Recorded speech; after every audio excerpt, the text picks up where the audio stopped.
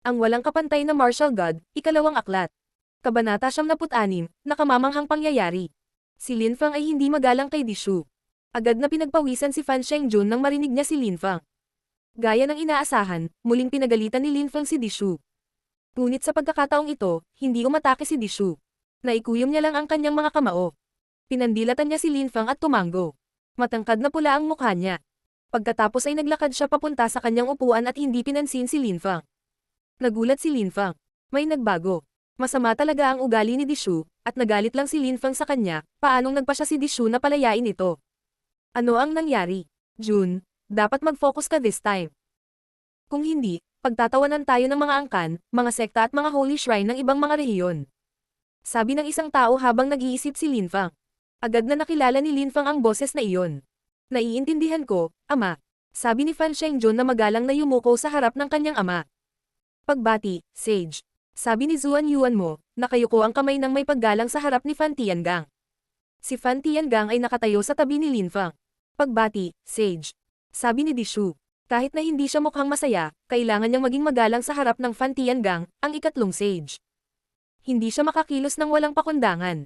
Tumayo din siya at nagbow hand over fist. Tumayo ang lahat. Sabi ni Fan Tiangang na kumaway. Sinulyapan niya si Lin Fang at pagkatapos ay umupo sa pangunahing upuan. Nang makita ni Di Shu si Fan Tiangang na umupo sa kanyang upuan, nagalit siya, ngunit hindi ito masabi sa pamamagitan ng pagtingin sa kanyang mukha. Binabati ka ni Bodhidharma, Sage. Pagbati, Sage. Binabati ka ng 4 na Holy Cultivator, Sage.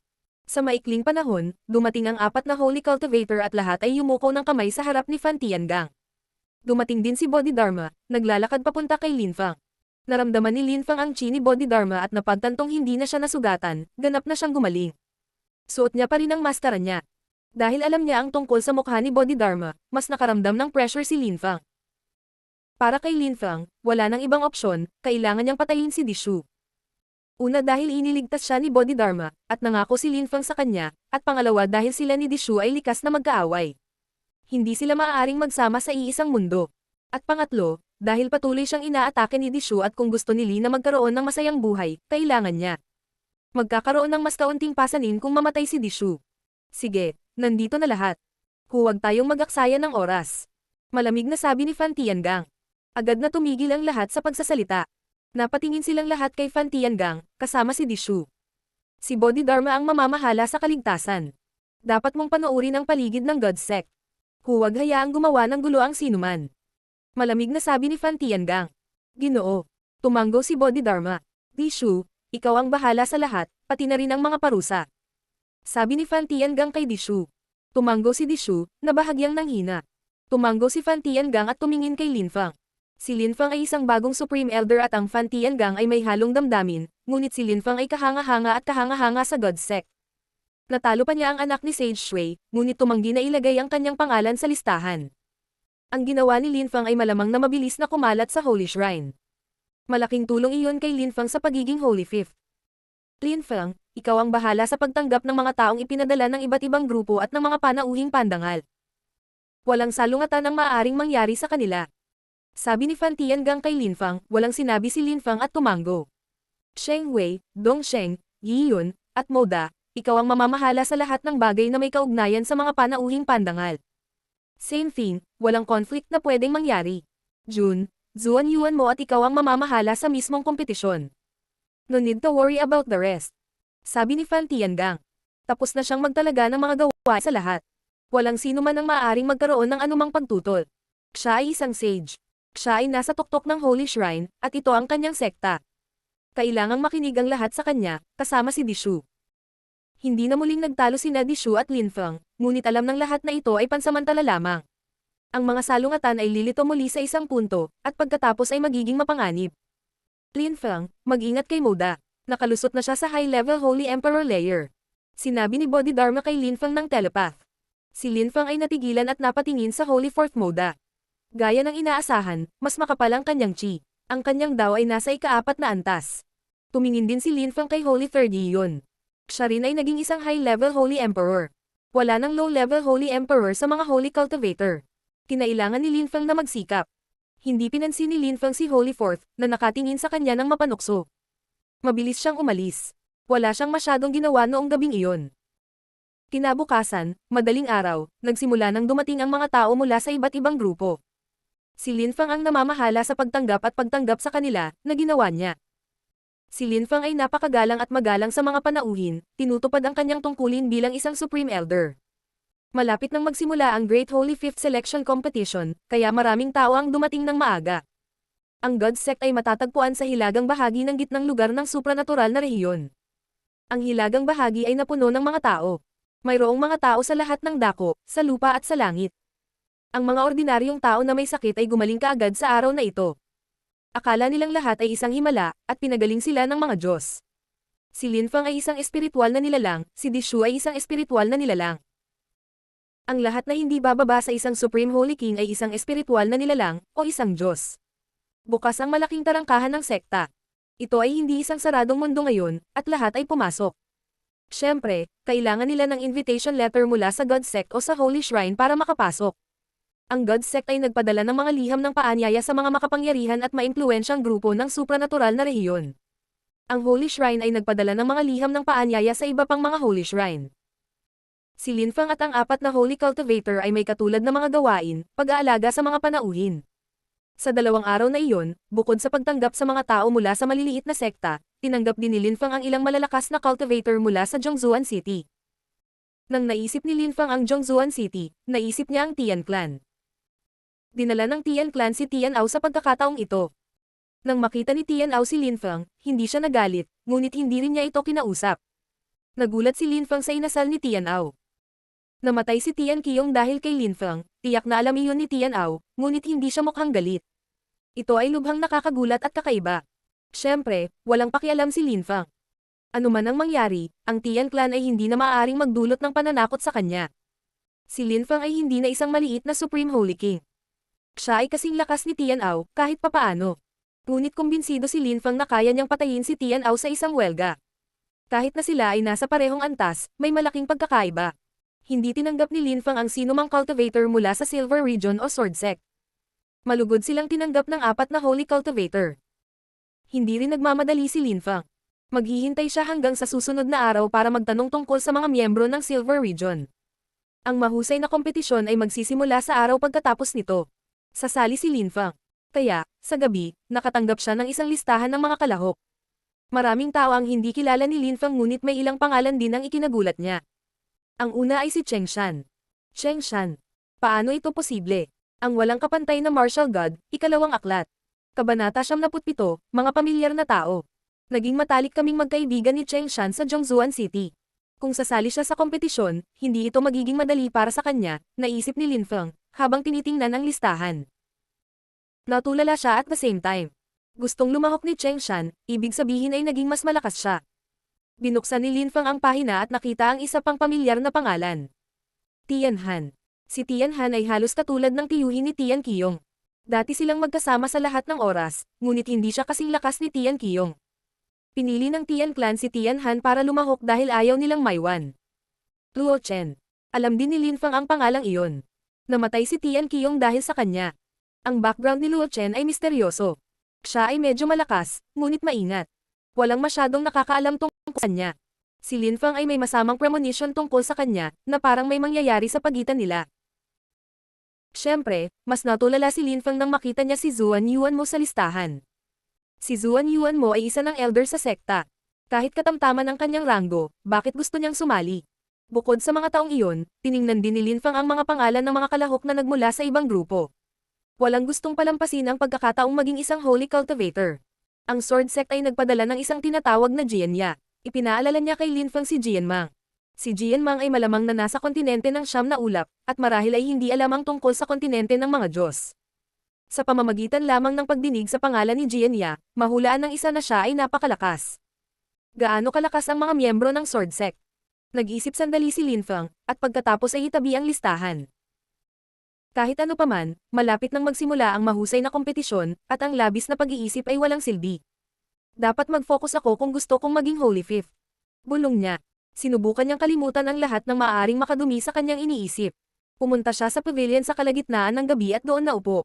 Ang alak ni Yuyu ay ang pinakamahusay na paraan para makalimutan ang mga problema ng isang tao, naisip ni Linfeng, na inilabas ang ilan sa mga bote ng Yuyu. Ang alkohol ay naging isang bagay na talagang kailangan sa kanyang buhay. Haha. Linfeng, batang lalaki, nalulumbay ka at umiinom na naman ng mag-isa.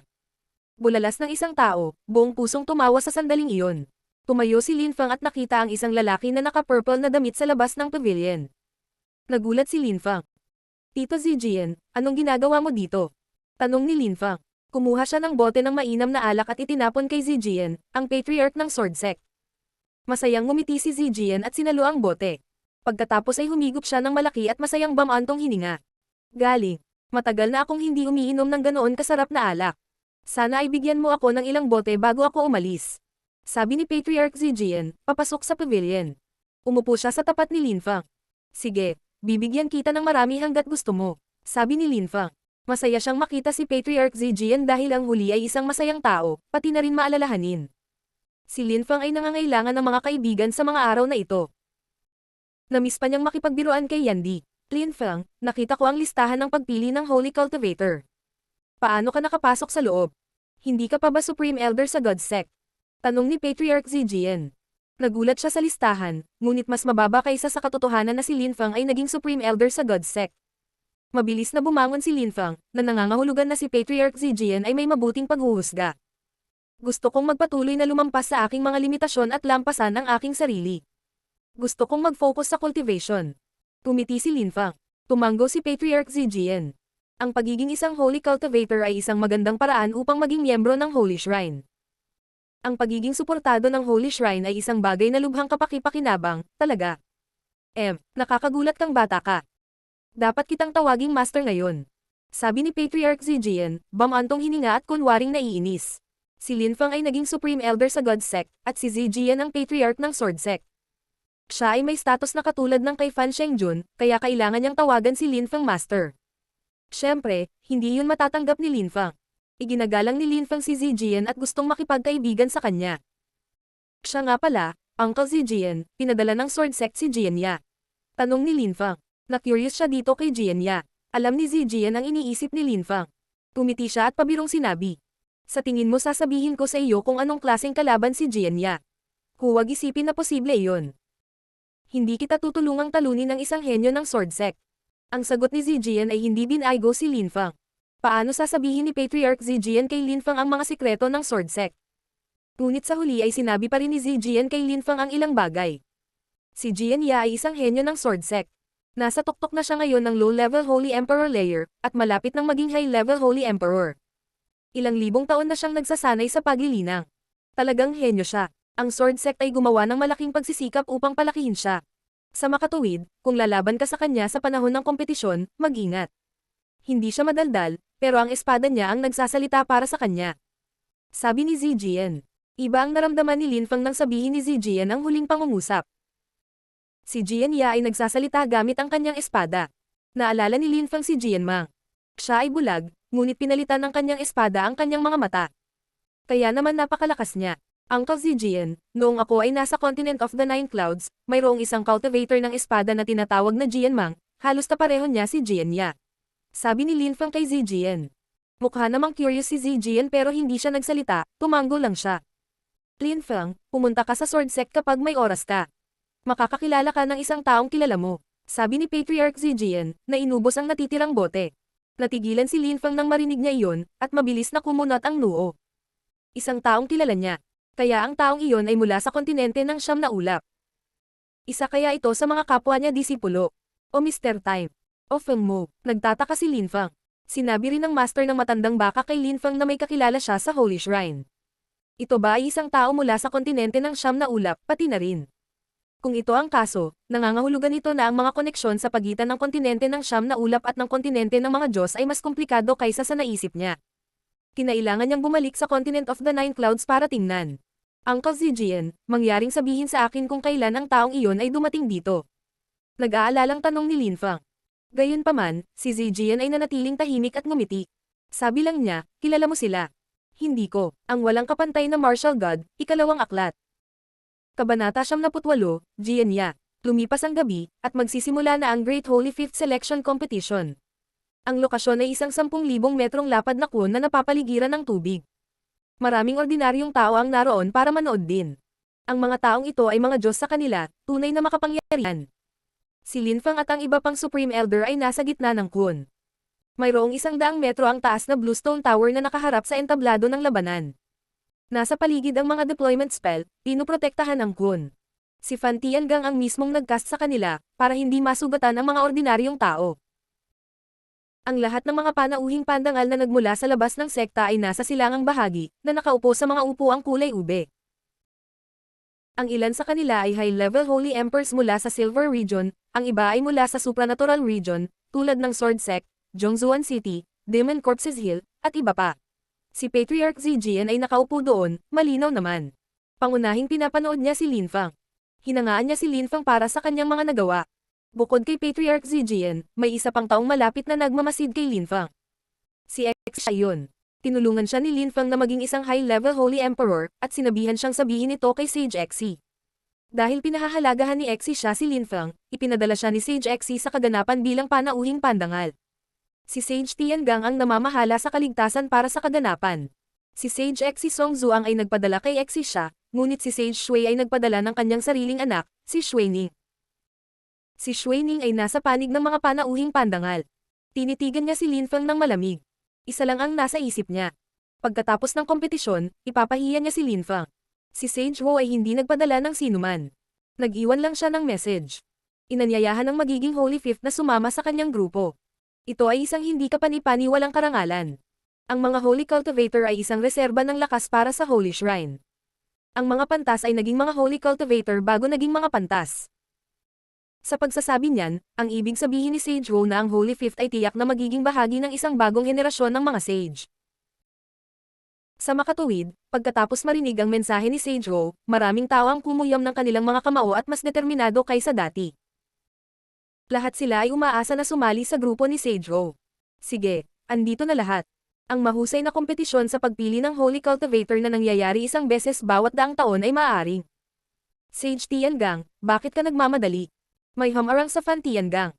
Hindi siya nakaimik habang nakatalikod at nakatingin sa mga panauhing pandangal. Tumayo ang isang matangkad at matipunong lalaki na nakasuot ng gintong damit. Tumiti siya kay Fan Tiangang ng mapanukso at nagpatuloy. Ako ay mula sa Holy Shrine ng espiritual na rehiyon. Isa rin akong sage. Tuwang-tuwa akong makita ka ngayon, Sage Tiangang. Nais kong makipagpalitan ng mga pananaw sa paglilinang sa iyo. Posible ba iyon? Pinipilit ng lalaki si Fan Tiangang at pinigilan silang simulan ang event. Dumating siya para manggulo. Mahinang bulong ni Dishu. Ang kanyang mga mata ay puno ng apoy ng galit. Pinadala nila si Sage Jin para manggulo. Sang-ayon ni Fan Tiangang, na sumulyap kay Dishu. Tumanggo si Dishu at nagtanong. Sage, ano ang dapat nating gawin? Kung hindi natapos si Dishu, ngunit malinaw ang ibig niyang sabihin. Ang ibig niyang sabihin ay baka mag-away sina Fan Tiangang at Sage Jin. Sumimangot si Fan Tiangang at tumingin kina Lin Fang at Bodhidharma, na nasa kaliwa niya. Sage Jin, ngayon ang araw ng pagpili ng Holy Cultivator. Sigurado akong gustong panuuri ng mga tao mula sa lahat ng dako ang mga laban. Kung mag-aaway tayo, maraming tao ang hindi matutuwa. Ang aming labanan ay magiging masyadong kahanga-hanga at ang mga susunod na laban ay magiging walang lasa sa madla. Maaari tayong magpalitan ng kuro-kuro sa paglilinang pagkatapos ng kaganapan. Ngunit ngayon na ang oras para magsimula ang kompetisyon. Sagot ni Fan Tiangang, gamit ang lahat ng iba pang grupo bilang mga dahilan. Kung walang pakialam si Sage Jin, makakainis ito sa lahat ng iba pang Holy Shrine. Sage Jin, maging mabuting panauhing pandangal. Huwag mong ipahamak ang Holy Shrine ng espiritual na rehiyon. Sabi ng isang miyembro ng Holy Shrine ng Silver Region. Pinahiya ng malakas na cultivator ng Silver Region si Sage Jin sa pagsasabi niyan. Sage Jin, sinusubukan mo bang guluhin ako? Malamig na tanong ni Sage Jin, na nakaturo kay Sage Jin gamit ang kanyang daliri. Kung hindi ka masaya, maaari rin tayong mag-away pagkatapos ng event. Walang ekspresyon na sabi ni Sage Jin. Kumunat ang noo ni Sage Jin at sinira ang upuan gamit ang kaliwang kamay. Ang maliit na pagpapakitang iyon ay minarkahan ng pagtatapos ng maliit na yugtong iyon. Mukhang naguguluhan si Lin Fang. Parehong sage sina Sage Jin at Sage Jin, at mukhang wala silang magandang relasyon. Kakaiba na makita ang gayong malalakas na tao na nakikipagtalo sa publiko. Dating magkaibigan sina Sage Jin at Sage Jin. Ngunit dahil gumamit si Sage Jin ng Godly Stones para makapasok sa Huangqi Layer, nagkaroon ng tensyon sa pagitan nila. Pagkatapos ay pumunta si Sage Jin sa Holy Shrine ng Spiritual Region, at pumunta si Sage Jin sa Holy Shrine ng Silver Region. Telepatikong paliwanag ni Bodhidharma kay Lin Fang nang makita niya ang pagkataranta ni Lin Fang. Hindi nakaimik si Lin Fang. Naputol ang relasyon ng mabubuting kaibigan dahil sa Godly Stones. Opisyal kong inanunsyo ang simula ng araw ng pagpili ng Holy Cultivator. Malakas na sigaw ni Fan Tiangang. Ang tunog ng mga pagsabog ay kumalat sa hangin. May mga fireworks sa langit. Naging masigla ang kapaligiran. Maraming tao ang mukhang excited. Unang labanan, si Jianya mula sa Sword Sect laban kay Long To mula sa Dragon Sect. Mahinahong sigaw ni Fan Tiangang matapos itaas ang listahan ng mga kalahok. Dalawang light beam ang lumitaw at dalawang silweta ang dumapo sa battle stage. 500 metro ang naghihiwalay sa kanila. Iyon ang unang pagkakataon na nakita ni Lin Fang si Jianya. Nang tumingin si Lin Fang sa kanya, ang lalaking nakaitim na damit ay mukhang ordinaryo. Ang kanyang itim na espada ay mukhang kahanga-hanga, gayunpaman. Tulad ng alam ng lahat, si Lin Fang ay isa ring sword cultivator at medyo sikat siya. Salamat sa determinasyon ng espada ni Wu Tianjian, marami siyang natutunan. Si Jianya ay tila isa ring mahusay na cultivator ng espada. Ang kanyang espada ay parang boses niya. Gayunpaman, kailangan lang ni Lin Fang na sumulyap sa kanya ng isang beses para malaman na mas matalino si Jianma. Gaya ng inaasahan, habang iniisip ni Lin Fang, ang dalawang mandirigma ay umatake. Itinaas ni Long To ang kanyang kaliwang kamay, at ang enerhiya ng dragon ay gamulong sa mga alon. Siya ay umungal ng may lakas, na naging 100 metrong haba ng dragon. Isang nakakatakot na chi ang sumalakay sa kalawakan. Maraming tao ang umatras ng katutubo habang pinapanood nila ang labanan. Naisip na ng ilang tao na si Long To ang mananalo. Habang nakatingin ang lahat kay Jianya, may isang itim na lumitaw sa harap ng kanyang mga mata. Aking kamay. Habang iniisip ng lahat, sumigaw si Long To. Napatingin ang lahat sa espadang hawak ni Jianya sa kaliwang kamay, tumutulo ang dugo mula rito. Nang tingnan nila si Long To, isang sugat na kalahating sentimetro ang lumitaw sa kanyang kaliwang bisig. Tumutulo ang dugo. Isang atake. Walang sino man ang nagkaroon ng oras upang makita kung ano ang nangyayari. Nagawa ni Jianya na saktan si Long To. Natalo niya si Long To sa isang atake ng espada. Hindi mahalaga kung gaano kakapal ang dragon ni Long To na chi, nanalo si Jianya. Pero walang nakaintindi, bakit parang napakasakit ang sugat? Bakit napakaputi ng mukha ni Long To? Mukha siyang nahihirapan. Putulin. Sigaw ni Jianya. Naalala niya ang kanyang itim na espada at makalipas ang 1 millisecond, lahat ay nakakita ng isang bagay na hindi nila akalain na mangyayari. Isang bakas ng dugo ang tumalsik, at ang kaliwang bisig ni Long To ay tumaas sa hangin at lumipad sa kanyang mga balikat bago bumagsak. Aking kamay. Natigilan ang lahat at tumingin kay Jianya na para bang isa siyang halimaw. Ang walang kapantay na martial god, ikalawang aklat. Kabanata 79, Autoridad ni Lin Fang. Tumingin si Lin Fang kay Jianya, nagulat. Tahimik niyang pinutol ang bisig ng kanyang kalaban. Ang mga tao ay hindi pa nagkaroon ng oras upang makakita ng kahit ano. Ang ganitong mga cultivator ng espada ay bihira. Hehe, bata. Nakalimutan kong sabihin sa iyo na si Jianya ang aking disipulo. Sinabi ni Patriarch Zijian kay Lin Fang sa telepatikong paraan. Parang naaliw siya. Hindi nakaimik si Lin Fang. Si Jianya ang nanalo sa unang laban. Magpapatuloy siya sa ikalawang round. Sabi ni Fan Tiangang, itinaas ang kaliwang kamay. Bumalik si Long To sa mga miyembro ng Dragon Sect. Ang mga bagay ay natapos sa unang round para sa kanila. Ang lahat ay namangha sa lakas ni Jianya. Kahit na siya ay isa lamang low-level Holy Emperor, hindi siya mas mahina kaysa sa ordinaryong high-level Holy Emperors. Ikalawang laban, Lin Fang vs. Fu Chen. Sabi ni Fan Tiangang matapos sumulyap sa listahan ng mga kalahok. Nang marinig ni Lin Fang ang kanyang pangalan, lumipad siya sa entablado ng labanan at tumingin sa lalaking nakaitim na damit na aalis sa yugto ng labanan. Greetings, Uncle Lin Fang. Sabi ni Fu Chen, nakayuko ang kamao nang may paggalang nang dumating siya sa harap ni Lin Fang. Si Fu Chen ay isang disipulo ng God Sect at si Lin Fang ay isang Supreme Elder. Kailangan niya itong batiin ng maayos. Wala akong pakialam sa social ranks. Gamitin ang iyong buong lakas sa pag-atake. Sabi ni Lin Fang, mahinahong ngumiti. Si Fu Chen ay isang mabuting bata, isa ng half-Holy Emperor, ngunit posibleng kasing lakas ng low-level Holy Emperor. Nang makita ni Fu Chen ang mahinahong ngiti ni Lin Fang, lalo siyang kinabahan. Ikinuyom niya ang kanyang mga kamao at pagkatapos ay hinihagis ang singil sa pag-atake. Itinaas ni Lin Fang ang kanyang kaliwang kamay at lumitaw ang mga alon ng kumikinang na mga ilaw, na nakapalibot kay Fu Chen. Biglang nagbago ang ekspresyon ni Fu Chen.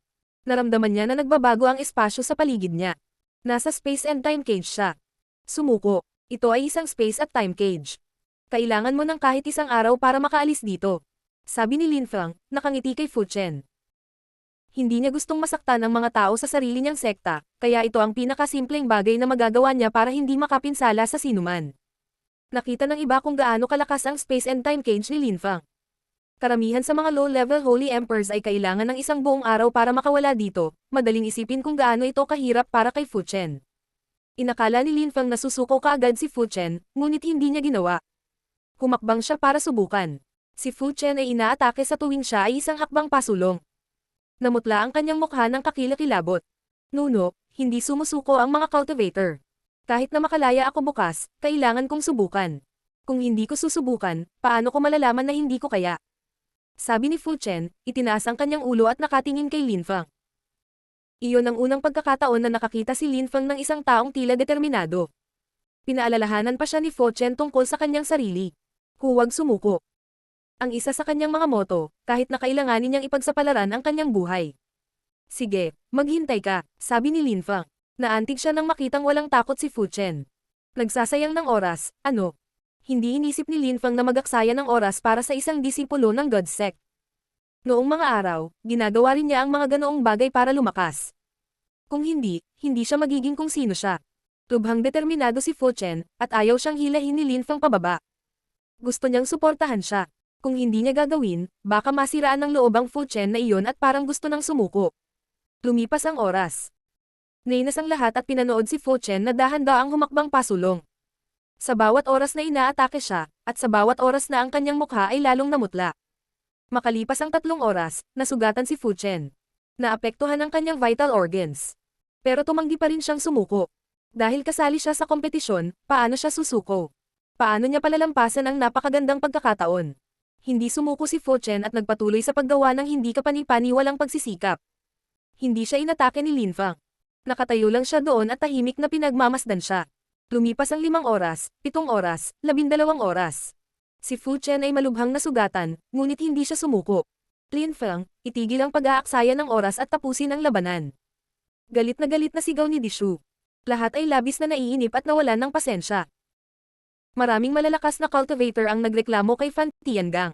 Walang pakialam si Linfang na maghintay, at walang pakialam sa mga taong nagrereklamo. Naglalaban si Fu Chen. Sabi ni Linfang, nakangiti kay Dishu. Itim ang mukha ni Dishi. Naikuyom niya ang kanyang mga kamao, narinig ng mga tao sa paligid niya ang mga kaluskos. Ang tanging nagawa ni Dishu ay ang malamig na ungol. Linfang, itigil mo na ang sadyang gulo. Tapusin ang laban. Galit na sigaw ng Holy Fourth Moda, na nakatingin kay Linfang na may malamig na tingin. Kung wala kang gana manood, pwede kang sumali. Ikaw at ako ay makakalaban. Kung hindi mo kaya, manahimik ka. Sabi ni Linfang na walang pakialam na sumulyap kay Moda. Nagalit si Moda, ngunit hindi siya makakilos ng walang ingat, kaya kailangan niyang magtiyaga. Si Fu Chen ay nahihirapan. Hindi na siya makatagal, pero ayaw pa rin niyang sumuko. Alam niya na kahit na makawala siya sa space and time cage, agad siyang aatakehin ni Linfang, kaya ano? Lumipas ang oras. Lumipas pa ang 3 oras. Walang sinabi si Fan Tiangang, nanood lang siya ng walang pakialam. Tumiti si Patriarch Zijian. Naiintindihan niya si Linfang. Maraming tao ang hindi. Si Linfang ay talagang isang napakamaalalahanin na tao. Linfang, kung hindi ka aatake, gagawin ko. Galit na sigaw ni Xuening. Tumingin si Linfang kay Xuening, na nasa visitor seat. Sinabi ni Linfang, subukan at makikita mo, siya ay malamig at hiwalay. Hindi siya natakot kay Xuening. Lahat ay natulala. Nang ahas si Linfang na kausapin si Xuening sa ganoong paraan. Siya ang anak ni Sage Shui. Pinahahalagahan ni Sage Shui ang kanyang anak. Siya ay may mataas na ranggo sa lipunan at medyo malakas din siya, ngunit nang ahas si Linfang na labanan siya. Siyempre, hindi alam ng mga taong iyon ang nangyari sa Holy Shrine. Kung hindi, lahat sila ay nagtataka. Tignan natin kung may lakas ng loob kang gawin sa akin. Sigaw ni Xuening, itinaas ang kaliwang kamay. Isang matalim na talam ang gumuhit sa kalangitan at lumipad patungo sa hola. Gusto niyang basagin ito at saktan si Fu Chen, para tapusin ang labanan, siyempre, hindi para tulungan si Linfang. Naglakas loob ka, kaya huwag mo akong sisihin. Galit na sigaw ni Linfang. Inihagis niya ang kanyang kamao sa matalim na talam. Agad na tumalbog ang talam sa kamao ni Linfang at lumipad pabalik sa kamay ni Xuening. Si Xuening ay mukhang malungkot. Si Linfang ay walang takot. Wala sa kanila ang gusto sumuko. Uulitin ko, kung may magtangkang samaire muli sa ating labanan, papatayin ko sila ng walang awa. Galit na sigaw ni Lin Fang. Narinig siya ng lahat sa teritoryo ng God Sect. Ang kanyang mga mata ay puno ng pagpatay. Natigilan si Shui Ning. Napakatapang. Napakabastos. Tingnan natin kung paano mo balak patayin ang lahat. Hindi umatake si Shui Ning, pero may ibang tao. May lumabas mula sa karamihan at umatake kay Fu Chen. Hindi siya naniniwala na papatayin siya ni Lin Fang. Isa siyang low-level Holy Emperor, at medyo malakas. Nanlaki ang mga mata ng lahat, habang ang iba ay mukhang natuwa. Maaari kang mamatay ngayon. Malamig na sabi ni Lin Fang. Ang espada ng kanyang Diyos ay gumagapang sa kalangitan. Nakita ng lahat ang mga puting ilaw na kumikislap, at isang matalim na tunog ang kumalat sa hangin. May nakita silang hindi nila akalaing mangyayari. Puting ilaw ang tumagos sa katawan ng lalaki. Matapos mabutas, bumalik ito at muling tumagos sa kanyang katawan. Nanlaki ang mata ng lalaki, mukhang natulala. Wala pa siyang oras na sumigaw, bumagsak ang katawan niya mula sa langit at bumagsak sa lupa. Patay na siya. Phew. Ito. Paano ito posible? Lahat ay namangha. Hindi sila makapaniwala. Naglakas loob ba si Lin Fang na patayin ang taong iyon? At napakalakas niya. Nagawa niyang patayin ang low-level Holy Emperor sa isang sword strike. Lahat ay natigilan, at nanginginig sa takot. Wala nang ahas na salakayin siya. Alam nila kung ano ang limitasyon ni Lin Fang ngayon. Itinabi din ni Shui Ning ang kanyang sibat at muling umupo. Kung hindi ka masaya, maaari ka ring pumunta sa entablado. Dinuraan ni Lin Fang ang karamihan. Tanging katahimikan. Wala nang ahas na pukawin si Lin Fang. Malamig na ngumiti si Lin Fang. Nasiyahan siya. Inalis niya ang kanyang God Sword at ibinalik ang tingin kay Fu Chen. Kahit na kailangan kong patayin ang lahat ngayon, hindi ko hahayaang gambalain ka ng sinuman. Pangako ni Lin Fang. Narinig siya ng lahat. Sa loob lamang ng ilang minuto, tiniyak ni Lin Fang na walang makakalimutan sa kanya o kay Fu Chen, isang ordinaryong disipulo ng God Sect. Dahil kay Fu Chen, sinaktan ni Supreme Elder Lin Fang ang maraming tao, upang masubukan niyang makawala sa hole ng mapayapa. Ang walang kapantay na Martial God, ikalawang aklat. Kabanata 100, pangalawang alagad ni Lin Fang. Maraming salamat, Ancestor. Sa wakas, pagkaraan ng 20 oras, nakalaya si Fu Chen mula sa kulungan at ang kanyang espasyo na daw ay nakalusot, ito ay nasa ikatlong antas na. Nakapasok din siya sa low-level Holy Emperor layer. Isang araw ang lumipas, at walang nakapidyo sa kanila. Sa simula, ang lahat ay naiinip at naiinis, ngunit sa paglipas ng panahon, maraming tao ang nagsimulang makaramdam ng paghanga sa determinasyon ni Fu Chen. Ito ay isang marangal na katangian. Tumayo ka, sabi ni Lin Fang, winawagayway ang kanyang kamay. Tumanggo si Fu Chen at tumayo. Tumingin sa kanya si Lin Fang, ang gwapo at malinis na batang iyon ay mukhang pambabae, ngunit walang sino man ang makakalaban sa kanya sa mga katangian ng tao. May impresyon si Lin Fang na nakikita niya ang kanyang sarili sa mga mata ni Fu Chen. Namiss niya ang oras na iyon. Kahit mahina siya, naalala niya kung gaano siya kasabik sa lahat. Ancestor, mangyaring atakihin ako at talunin ako. Sabi ni Fu Chen. Alam niyang wala na siyang magagawa, kaya hiniling niya kay Lin Fang na talunin siya. Tumanggo si Lin Fang at ngumiti ng malawak. Itinaas niya ang kanyang kaliwang kamay at natangay ng kaunting lakas si Fu Chen. Sa simula ay wala ng lakas si Fu Chen para protektahan ang kanyang sarili, ngunit halos wala ng lakas si Lin Fang dahil ayaw niyang masugatan si Fu Chen. Lumapag si Fu Chen sa paanan ng entablado ng labanan, at yumuko ng kamaunang may paggalang. Uncle Lin Fang, gusto kong i-recruit si Fu Chen bilang isang disipulo. Sabi ni Fan Shengjun kay Lin Fang. Ito ay bihirang makahanap ng mga taong determinado. Tiyak na magiging napakalakas niya. Hindi nagulat si Lin Fang, ngunit ang guro ni Fu Chen ay nagulat. Ang kanyang guro ay kapareho ng henerasyon ni Fan Shengjun, ngunit mas mahina. Kung merecruit ni Fan Shengjun si Fu Chen, mas maganda syempre. Patriarch, matalino ka, napaka-talented ng alagad ko, siya ay magiging isang dakilang disipulo mo. Sabi ng guro ni Fu Chen, nagmamadaling tumakbo palabas ng karamihan at lumuhad sa harap ni Fan Shengjun. Tumanggo si Fan Shengjun, nakatingin kay Lin Fang at sa iba pang Supreme Elders. Wala akong pakialam. Sabi ni Fan Tiangang. Masaya siya kung makaka-recruit ng mas maraming disipulo ang kanyang anak. Pumayag naman si Fan Tiangang, kaya pumayag na lang ang iba. Maraming salamat, Sage. Sabi ni Fan Shengjun. Lumapit siya kay Fu Chen. Lumuhad si Fu Chen at tumingin kay Fan Shengjun. Naantig siya sa kilos nito. Mula ngayon, ikaw ay aking mula ngayon, si Fu Chen ay aking disipulo. Sabi ni Lin Fang habang magsasalita na sana si Fan Shengjun. Itinaas ni Lin Fang ang kanyang kaliwang kamay, kumuha ng token at ibinato kay Fu Chen. Namangha si Fu Chen. Tinitigan niya si Lin Fang at kinuha ang token. Ang reaksyon ni Lin Fang ay namangha sa lahat, ngunit hindi sa katotohanan gusto niyang i-recruit si Fu Chen bilang isang disipulo. Isang buong araw at isang buong gabi siyang nagsasanay sa kanya. Iyan ay isang bagay na ginawa ng isang guro para sa kanyang mga alagad. Malungkot ang mga mata ni Fan Shengjun. Dahil sinabi ni Lin Feng na gusto niya si Fu Chen, walang masabi si Fan Shengjun. Ngunit dahil sa reaksyon ni Lin Feng, hindi komportable si Fan Tiangang. Sinabi ni Fan Tiangang sa kanyang anak na okay lang siya sa pagre-recruit niya kay Fu Chen, at biglang nasangkot si Lin Feng. Ngunit ang Fan Tiangang ay hindi nasiyahan lamang. Hindi siya nagalit.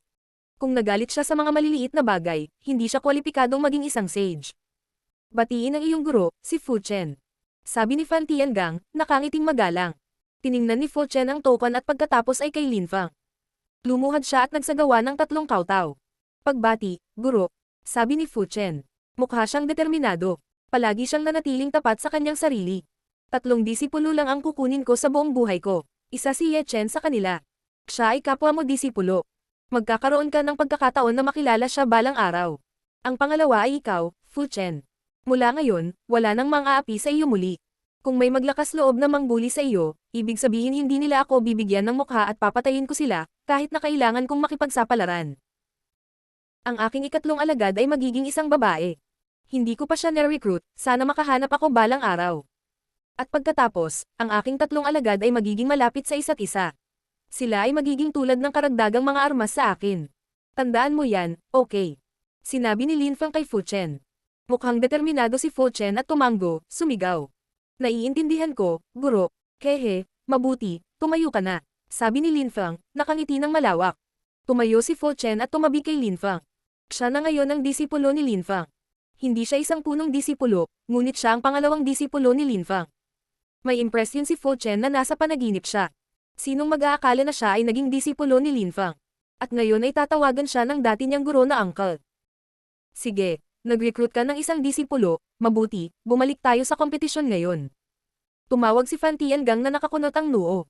Hindi talaga siya natutuwa sa ugali Lin Feng. Dahil kay Fu Chen, isang buong araw silang nasayang. Alam ni Lin Feng na medyo lumayo na siya, pero ano? Si Fu Chen ay isang mabuting binhi. Hindi nagsalita si Lin Feng at bumalik sa karamihan. Nanalo si Lin Feng sa ikalawang laban at magpapatuloy sa susunod na round. Inihayag ng Fan Tiangang. Ikatlong labanan, Cheng Shan vs. Luo Chen. Sa wakas, talagang gustong makita ni Lin Feng na mag-away ang 2 taong ito, kahit na alam niyang malamang na matatalo si Cheng Shan. Lumabas si Cheng Shan sa grupo ng mga tao mula sa Zhongzuan City. Hindi siya nagbago. Siya ay tapat, mabait, at matangkad at matibay. Lumabas si Cheng Shan papunta sa battle stage at sinulyapan si Lin Feng. Walang ekspresyon siya. Mukha lang siyang walang pakialam. May impresyon si Lin Feng na may mali.